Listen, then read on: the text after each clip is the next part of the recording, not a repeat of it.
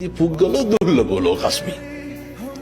මේ ලෝකේ කෙලෙහි ගුණ දන්න මිනිස්සු හරි දුර්ලභයිලු. ඒකනම් ඇත්ත හොඳේ. අවශ්‍යතාවයේ සම්පූර්ණ වුණාට පස්සේ ආය මිනිස්සු අපි තියාගන්න. මිනිස්සු පුරුදු වෙලා ඉන්නවා අවශ්‍යතාවයේ සම්පූර්ණ වුණාට පස්සේ ඒක අයින් කරලා දාන්න. ඒක නොසලකා හරින්න. ඊට පස්සේ මිනිස්සු පුරුදු වෙලා ඉන්නවා. කවුරු හරි අපිට උදව්වක් කරපුවාම අපි හිතමුකෝ දැන් අත්දැකීම් ඇති ඕන තරම් හොඳයි. වැඩිපුරම විඳවලා තියෙන්නේ. පසුතැවිලි වෙලා තියෙන්නේ. උදව් කරපු මිනිස්සු හින්දාද උදව් නොකරපු මිනිස්සු හින්දාද? උදව් කරපු මිනිස්සු. ආර්ය කෙරවෙලතුරු කාගෙත් රැවටිල්ල කියලා තියෙනවා නේද? ඔය අපේ ජන කවිය මේවා හොඳට පත්තියන් වෙච්ච මිනිස්සුන්ගේ කටවල් වලින් කියවෙච්චා. බුදුහාමුදුරුවෝ එදා එහෙම කිව්වෙත් එදත් එහෙම ඉඳලා තියෙනවා. අදත් ඉන්නවා. මේක හෙට මීට වඩා වැඩි වෙන්න